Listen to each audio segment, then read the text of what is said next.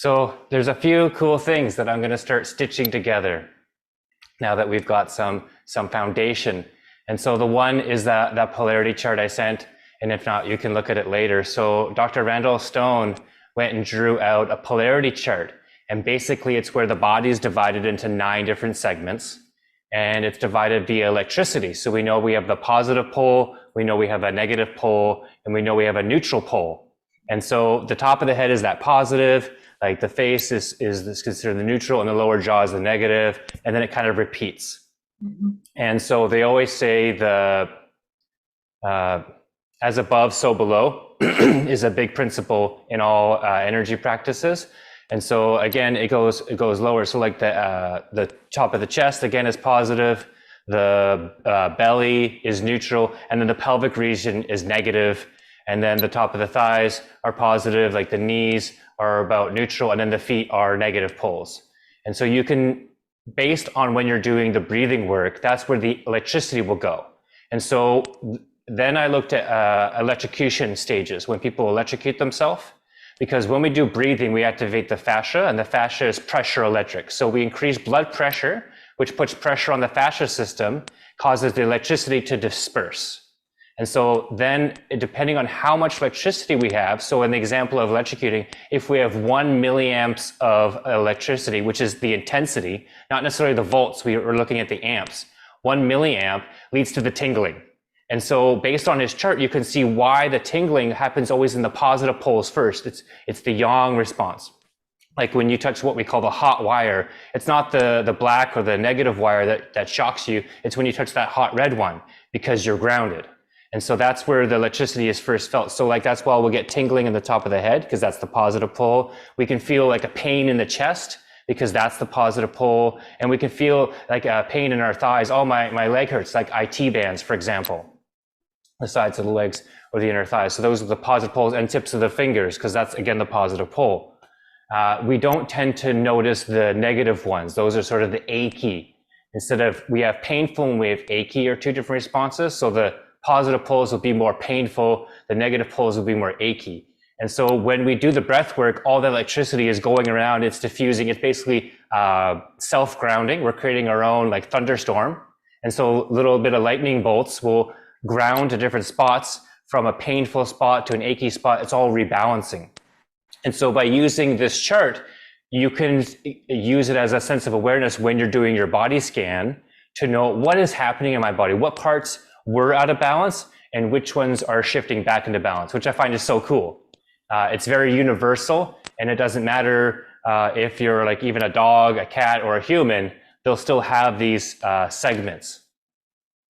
And so if you've ever seen, for example, like a dog sleep and then they start kicking their leg out, that's because the electrical discharge has gone to those myotomes. So last week we talked about myotomes, which means muscle nerves, and we talked about dermatomes, which means skin response. So if your body or your leg starts moving, that's because it's gone to the myotome, the muscle level. And so the fascia is around the nerves, and that electricity, when it gets up to like 6 milliamps, then that's when they say painful tremors. That's when it can involuntarily affect the muscle twitch. That's when the muscle twitch occurs. That means there's at least 6 milliamps. If it goes too high, like someone is super stressed out, for example, and they get to 50 milliamps, that's when we get the freeze response. The body stiffens. We get the sort of rigor mortis, we get the curling, we get the constant flexion. That's because there's too much charge in there, and then it can't, because the fascia is locked, we call it locked, because there's that charge set in there, it can become conditioned and stuck that way. No matter how much energy you put the muscles in, you're not going to get to that 50 milliamp to let it go. So you need to be able to ground the energy points.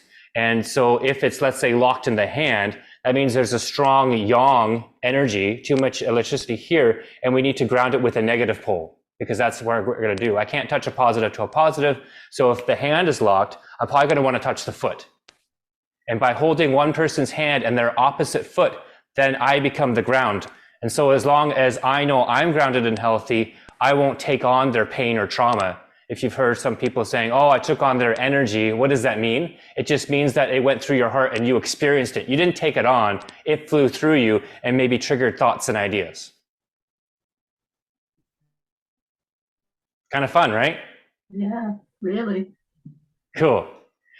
The second part of it, so that's the breathwork phase. So yes, blood pressure goes up. So that's why if you have a heart condition and you're doing some of these breathing works, you've increased blood pressure. And so that's why there's like a contraindication. If you've had an open heart surgery, this is probably not so good until the scar tissue has healed a bit or the stitches have healed up, because you could by doing a good practice, you could make things worse. But it is also important to do these kind of heart exercises, like they always recommend after heart surgery to do cardio, right? And so this is where we get into the speed of the breath matters and the intensity. And we can control the intensity by two spots. We can breathe in and out the nose, or we can breathe in and out the mouth. Now it's really hard to breathe intensely out the mouth, or like, so you can use those two different valves.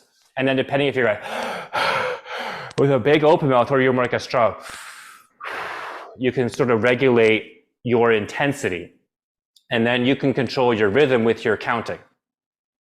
Then there's the duration, and the duration will indicate how much charge will be in the system. So you need to, like if you've ever boosted a dead car, you can't just plug the car in and then boost it and 10 seconds later it's good. It kind of needs a few minutes to build up a battery. So we have our own body battery, and in Chinese we call that our jing. And that's usually stored in our lower dantian on our belly. So that's why we always focus on that. Kind of fun, right?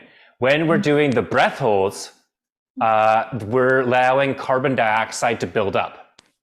Now we know when carbon dioxide gets a lot of pressure, it can become dry ice. So it starts to freeze.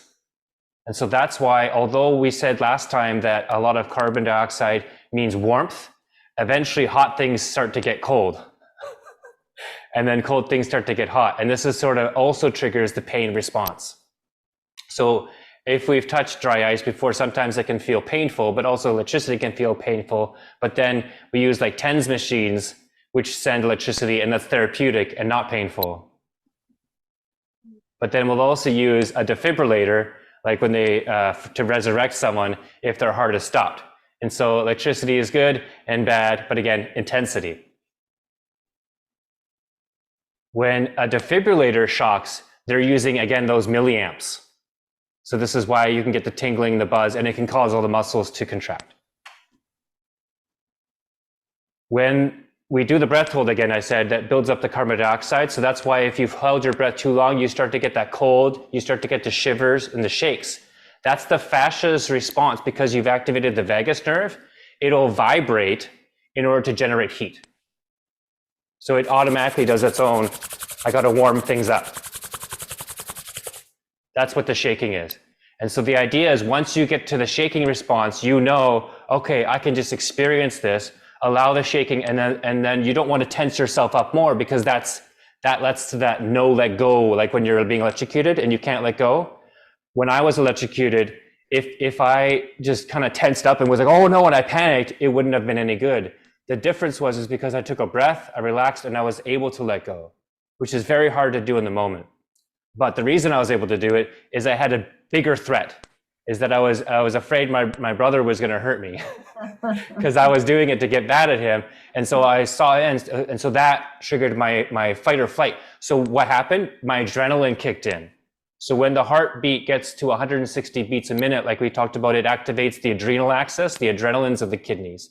And so I got all hot and sweaty, and because of that, I was able to take control over my body. I created the alkalinity instead of the acidic buildup. So I was very lucky.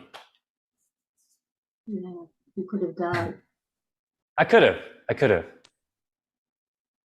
And then when I said, even though it had happened within still over like the course of 20 minutes, the charge was still there. If I had breathed into it, it caused my body to start contracting. And my brain kept whispering to me, no, don't do this. Just try to. So I had to reduce, not the speed. I still had to keep breathing. So I had to keep a rhythm, but I had to reduce the intensity. I had to take these little shallow sipping breaths. Because if I breathed too much, it caused my body to contract, and then it would lock up. And that's when we get that respiratory paralysis. And so I would get the pain and I would get the inability to breathe. And if you can't breathe, that's what kills you. So we go back to the principles. I can go 3 minutes generally without breathing. I can go 3 days without water, and I can go 3 weeks without food. And then when we get depleted of food, there's two kinds. There's the salty and the sweet. So that's why, yeah, you always ask yourself after you've done an energetic practice, am I thirsty because I've depleted a lot of water, or am I feeling salty, or am I wanting sweet? And that's just the body saying, I need to rebalance. It can also do it on its own, which is the idea of fasting, where you allow the glucose levels and you can kind of go past those ones. But if you need to balance or ground in the moment, that's the question you ask yourself, and then you can use an external source. Cool? Cool. All right, let's get into the... Oh, you have a question? Sorry, yes. No, it wasn't actually. Well, it is a question. Can you be sure to send us this segment, a recording of this segment, as well as the discussion after, if we're going to have a discussion? Yeah. After? Okay. The end part, I'll call the discussion, and this one I'll call the lecture. That sounds great, because I tried taking notes, but even I can't hardly read my handwriting. Yeah. That was fascinating. I don't want to lose that, for sure. Okay, so that's my whole 12 years of research and study for that little simple few minutes. Something tells me there's a lot more. It's a foundation, but once you understand that, then energy work just makes a lot of sense. It becomes more common sense instead of woo to me. I was just teasing. Yeah.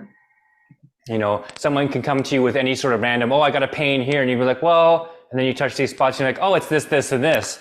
And then you happen to be right. And it can align with like x-rays, heart, cardiograms, and even MRIs.